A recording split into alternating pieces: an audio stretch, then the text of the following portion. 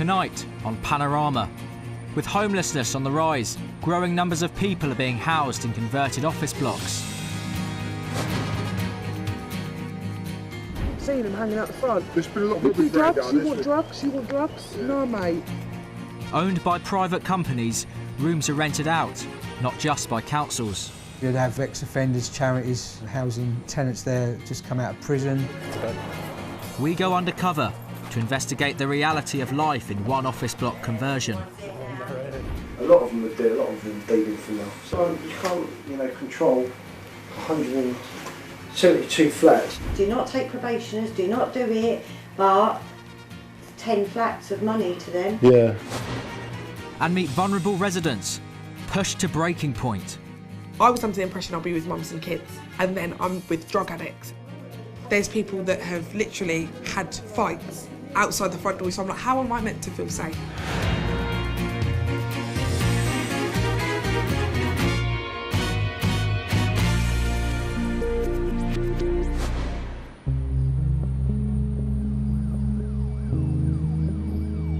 People knock on your door at 3 in the morning, bang, bang, bang. We had a violent drug dealer living next door to us. Children found knives. Used needles. I'm here with a child. People smoking drugs in front of us. This is human warehousing. These are the voices of people who've lived in temporary accommodation. When I first moved in, I thought it feels a little bit like a hotel, but then it felt like a prison, yeah. All they needed to do was put a bit of gym equipment out there and it'd feel like you was in a prison yard, you see on the films, people working out, Basically, it turned into hell. Living hell. Living hell, yeah. Matt and Tanya are from Harlow in Essex. Matt was made redundant in 2014. I had my own 4-bedroom house and nice car, and I lost my job. It just tumbles out of control, mates, at the end of the day. They were quickly overwhelmed by debt and lost their home. For me personally, it destroyed me, mate. Destroyed me. It was a world that I've never been used to. Just felt embarrassed, didn't we? Yeah, felt embarrassed, felt a failure as a parent, as a father.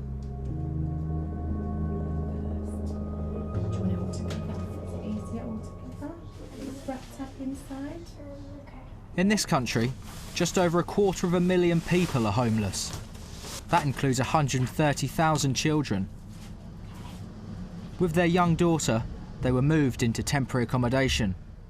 It was not for wanting of trying, we tried our best, but it didn't work out, so we had to approach the local authority for help.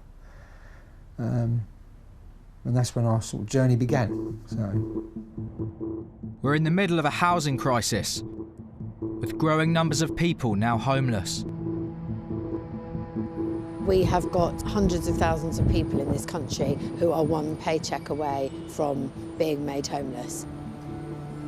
We've got soaring house prices, soaring costs of rent, we've got people on low incomes, housing benefit is not meeting that gap. And we're talking about people in work, we're talking about families with children. Anyone can find themselves homeless. Local authorities have a legal duty to help house their homeless.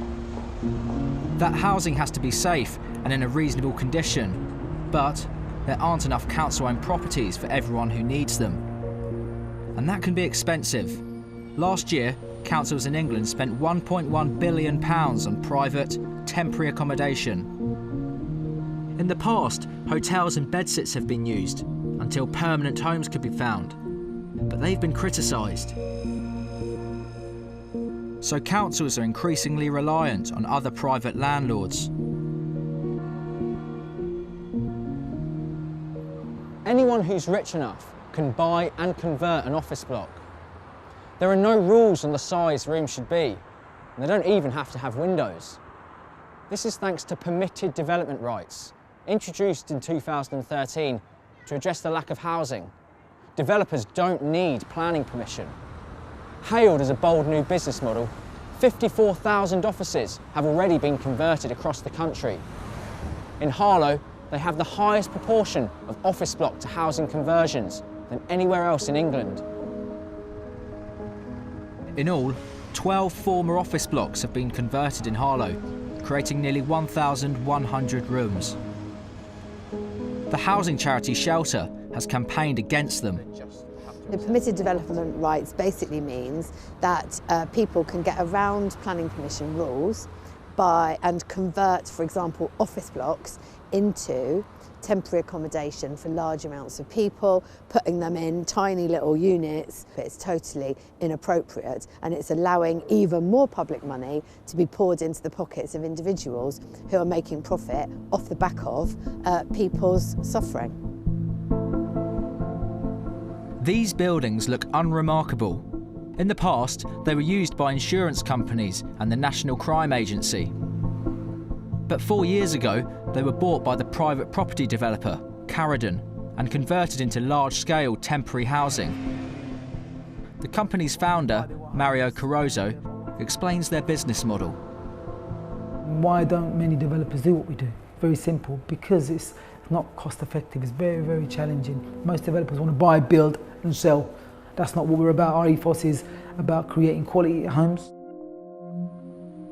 Caradon are one of a number of private companies operating in this growing market. They say they are a successful and multi-award-winning business who've helped house thousands of people who'd have otherwise struggled to secure accommodation. In the last 4 years, they've received at least £11 million from local authorities to help house people from across the south of England.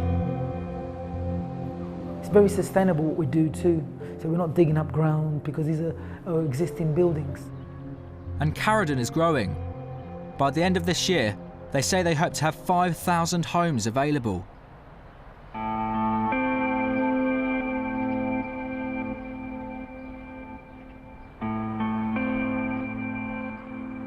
This one is Templefields House. Caradon paid more than £6 million for this former office building on an industrial estate. Now it's home to up to 400 people, some of them sent here by councils across southeast England. There are no transport links nearby, and it's a 40-minute walk to Harlow town centre. I wanted to know more about what it's like to live in a place like this, and one resident invited me to see his room. Come in, by all means. Thank you. It's not much, but there we go. Nick lives here with his wife, Lynn. Where's your wife? She's at hospital. She's got internal renal failure. She's at dialysis this evening. All right. So she stays in here with you? Yes, yes. This is her space. That's my space. One makes the best of whatever, but this is a shelter. It's not a home. The reduced function of her liver and kidneys leave her vulnerable to a septic infection. Kitchen and toilet and shower is in the same places. Inconvenient for my other half. She's terminally ill? Yes, and she's on dialysis, so she's got 2 holes in her currently, in the stomach and directly into her heart. And infection is the major killer for things like this. So I just find it incredible you're living here with your partner who's dying. Yes. And you've been here for almost 3 years. Yes. What's temporary about being here for 3 years? Nothing. Caradon say their aim is to provide a stepping stone to permanent accommodation. They're providing a simple service. They're not social workers. They go, here's a house, do you want it? Yes or no? But Nick says the stress of life here is sometimes difficult to bear, and it's especially hard for his wife. Is it dangerous for some people to live here? There's a million different stories here. But a lot of them can just snap at the smallest thing. Some guy tried to pick a physical fight with her 2 months ago. She was standing in the lobby on the stairs trying to answer a phone to get a taxi. And she was in some chap's way, and he snaps at her and launches a verbal and physical attack. She's not happy to go outside by herself. Matt and Tanya are amongst the first families to move in. It was nice. At first, I think there was about 5 people moved in, and then the next week 5 or 10 would move in, and so on and so on. Residents of Harlow, they were placed in Temple Fields by the local council. Their neighbours were from all backgrounds. Some were difficult and dangerous. Our neighbours were from Harlow Council, from various other councils, London councils, other Essex councils. The building was used by various organisations, so you'd have sort of ex-offenders, charities, housing, tenants there just come out of prison, probation service, social services. Yeah. So then once it was completely full, it was horrific, wasn't it? Yeah, it was yeah. horrific, incredibly hard. It was awful. Carradine had security on site, and when Matt discovered they needed a new guard at Temple Fields, he put himself forward. It was far too much for the small amount of staff team that were there to cope with. I struggled. Why was it hard for staff to cope? You'd get faced with someone who'd lost their child, you'd get people drunk, you'd get people that are aggressive, you'd get violent people. Anything you can think of, you'd get faced. Matt took his complaints to Carradine's head office. Did you ever go to Carradine? I used to make complaints about it, but nothing was ever got back. And he wasn't the only one to complain. Panorama has been told that crime and drugs are out of control at Temple Fields. Since this place opened 3 years ago, the police have been called out nearly 600 times. CCTV cameras monitor 24 hours a day. The police would be there daily. Sometimes it'd be once a day, 2 times, 3 times, various days over the week. Eventually, Matt had enough and handed in his notice. Panorama decided to send in an undercover reporter to investigate. And like Matt, he got a job as a security guard. Oh, right, OK, so both today. On his first day, he's given a briefing on the residents. A few of them on here, we've got ex-prisoners, we've got families, we've got addicts, we've got it on here. Yeah. He's told how to keep himself safe. We've got stab vests, right? I say to you that you wear them, just for now, to build up rapport with people, because like this block here, this is the far. And he's directed to patrol the corridors and guard the perimeter of the property. Yeah. If anyone jumps over the fence, you see it, just go outside and question them. Back inside, he's told to record any incidents. I'll show you, standard lock should just be, it'll be mostly patrols that you do. Yeah. They come out, you'll see it. And he's shown an old CCTV clip with an intruder to watch out for. This is an old video, by the way. Oh, right, That's OK. what I used to deal with on a daily basis with him. Yeah. And you see him rub his stomach where he injects himself and stuff. Oh, bloody hell.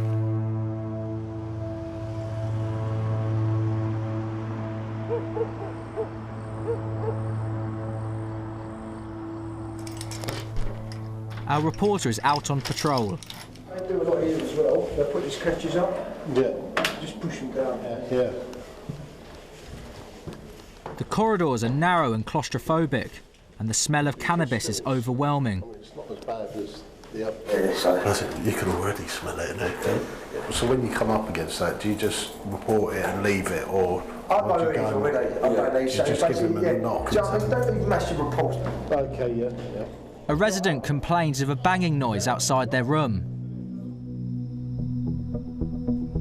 Someone is breaking the fire door. You're constantly on edge. There was people that were quite angry. There's people that have literally had fights. Outside the front door, you hear them screaming, kicking and all of this. That place just has so many issues. You couldn't just pick one. There's so many issues. Last year, Casey and her 3-year-old daughter were housed in Temple Fields for 8 months. When she moved in, she thought it would be a safe place for families.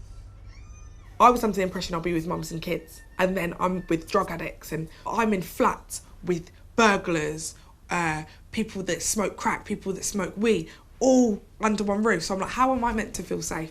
I'm coming home and I don't want to come home. It really affected my parenting, my relationships with family, my relationships with a lot of people. Struggled with alcohol while I was there. Started taking antidepressants, and then I was taking tablets to make me go to sleep from when I was living there. Everyone I spoke to couldn't wait to get out. It's just after 8 p.m. and our undercover reporter spots young children playing in the car park. How old are you, darling? She's 4 years old. 3 years old. Come on then, because there are cars here as well. We don't want you getting run over. Hey? Not long after, You alright there, mate? he hears a car revving its engine near the front gate. Take your foot off. You're going to take your foot off the accelerator. What? The driver's foot is flat on the accelerator, but not in gear. What are you doing here then? What are you doing here? He's unresponsive. Have you been drinking, are you? And now slurring his words. No. Oh, yeah. The security manager comes out to assess the situation. Hey, yeah, you alright? We're going to go back to your flat. I'll shut this for you, I'll let you, alright, you alright? He lives here, yeah. He lives here, right. But he doesn't call the police. The problem we have is when they're about here, is that the old Bill, my class him, because he's not actually on the property, so to speak. Yeah. They won't even touch him, so they won't even say to us, like... Carradine say all incidents are logged where necessary. And when he got the job, our undercover reporter was told to record any incidents on the security log to notify management. Do we put anything in the log? Because this is the thing you can't control. Yeah. Like, it's his licence at the end of the day. Yeah. All the ones who want to take his licence away. Yeah. You know, he's come back steaming drunk and he's not causing no... The only thing you can do is if he does cause any trouble. Yeah. But he very rarely ever does, to be fair. I've never had one incident with him. But he's like that, he's bad. When Matt and Tanya were living here, their daughter was just 4. The things that she'd heard in there, the arguments, and that's something she's not used to. And yeah, there'd be self-harming openly within the building and outside the building. Residents self-harming in the open. Yeah. Oh yeah, big time. she was frightened in there. She was always frightened. And it's not just children who were frightened. Panorama has discovered that amongst the many vulnerable people who've been placed here are at least 10 victims of domestic violence. I'm on my way to meet one of them. Before she went to Temple Fields, she was a victim of a particularly bad attack. Big gatherings on the stairs. And when she arrived, she was shocked by what she saw. Girl and a fella have a big punch up. That was on the day I was moving in, outside the doors. And he kept coming back to start overnight, all through the night, different times. And I suffered really bad of anxiety. It was through the roof. What were you anxious about? That maybe I'd be injured again by someone and I might have another stroke. I just thought that I'd been through the worst with my domestic violence and I've gone right back in where it's all chaos. I'd ring my friends or family and just say, look, I've had enough, can't do this. If this carries on, I'm going to kill myself. Carradine say they have a commitment to their tenants' well-being that sets them apart from other providers of temporary accommodation. Did they offer you any support? No. No. I'm not asking for a mansion, but desperate people want a bed. I'm just asking for a safe home. And I wasn't put in a safe home. Carradine have told Panorama they take a zero-tolerance approach to all criminal and antisocial activity. But the security staff told our undercover reporter that the drugs trade here is out of control. And a lot of them are dead, a lot of them dealing for now, same as the other block. Yeah. You can't, control 172 flats. And many residents we've spoken to say drugs are one of the biggest problems here. I went to his house I think I went to borrow some bleach and he was like, oh, just step in. I actually saw him cooking it, which they're things that you see on the telly. You would never think you would see that in front of me. You're cooking this drugs. There was people passed out on benches, and you'd see drug deals going on in the car parks and in the building. What drugs are we talking about?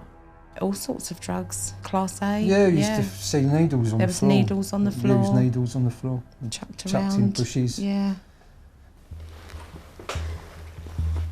A number of times, our undercover reporter saw suspicious people walking onto the property, sometimes following residents through the front gates or using the fire doors to get in.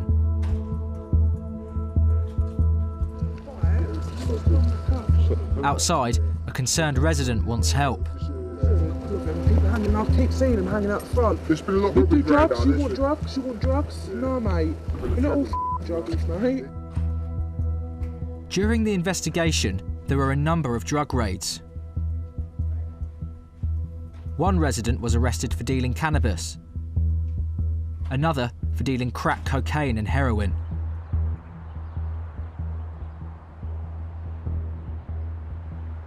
On his first day in the job, our undercover reporter was told that he might sometimes need to access residents' rooms in case of an emergency.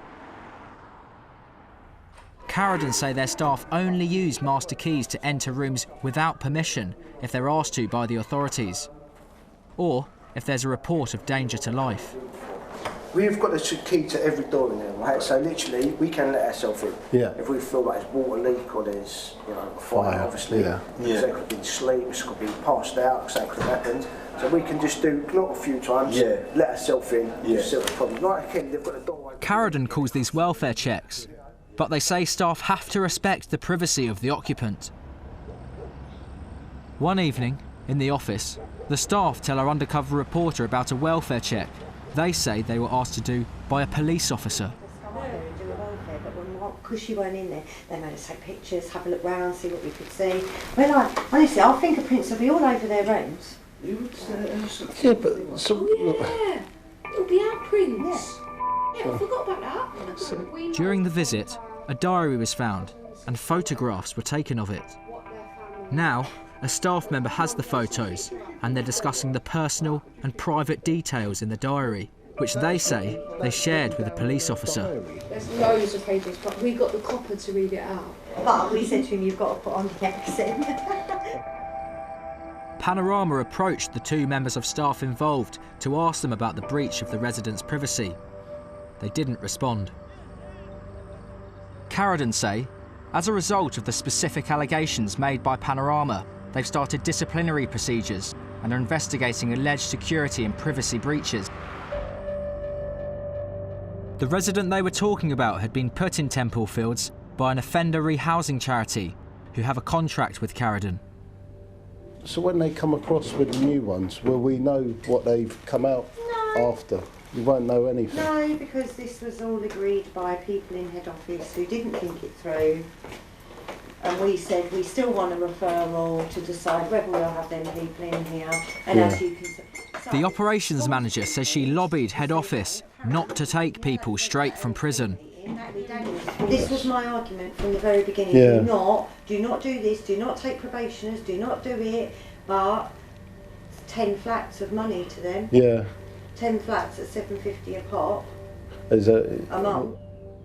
Essex police say they have no knowledge of any diary. What bugs me the most is they offer no support to their tenants.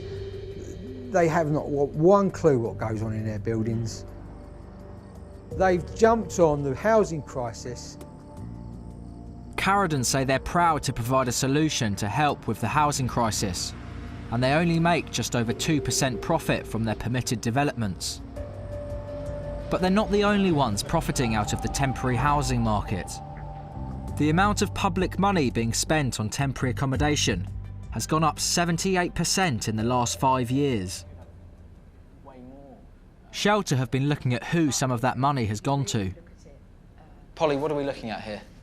So these are some of the highest figures in terms of the public money basically that is being paid to private organisations. So if you look here, we've got a figure of nearly 32 million. This is being paid to one private landlord for temporary accommodation. We've got another one here, well over 16 million. So this is the kind of money that private companies are making out of our housing emergency, out of people's misery, basically. Back in Templefields, Nick is desperate to find a permanent and more suitable home for him and his wife. She's waiting for a kidney transplant. We'd love to move out, and there's significant factors that stop us from leaving here. You can save up and you can do things, you can get work, but if you're not here because you're a hale and hearty person in the first place, something has brought you to this particular point. Who's to blame? I blame a lack of clarity as to who needs to do what. Without a Carradine, who would be providing this? So Carradine are almost, they're your saviour? Yes, not a very palatable one, not a very nice one, but yes, there was no one else around. They're not doing us out of the kindness of their hearts. They saw a gap and they took it. Carradine's doing their job. They're making a shelter for people. The councillor's leasing it out and saying we've got available places to put people if we need to.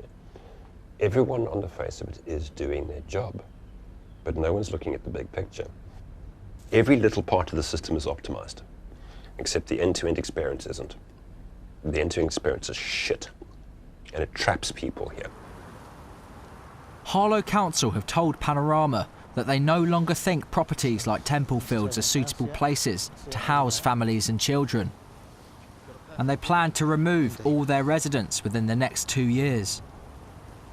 Harlow Council have been sending their residents to Templefields House, knowing that Carradine properties have been deemed unsuitable. Why has that happened?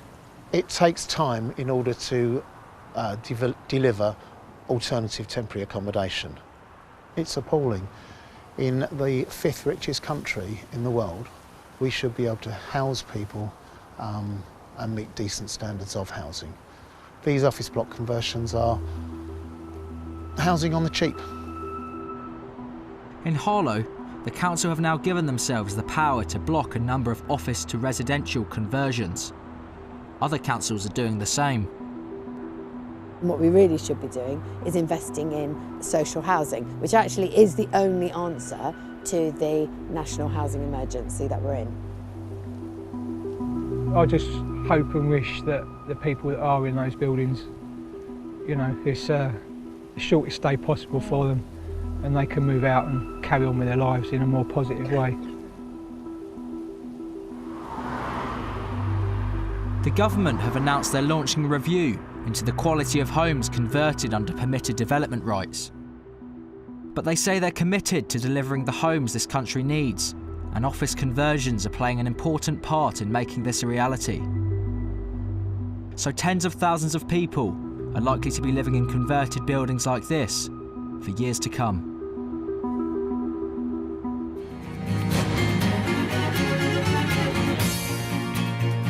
A new series on BBC Two follows those affected by the biggest change to the benefit system in a generation, and we'll take a look at universal credit in just a moment. Drama next, and does the army have anything to hide? Another new case, Silent Witness, follows next.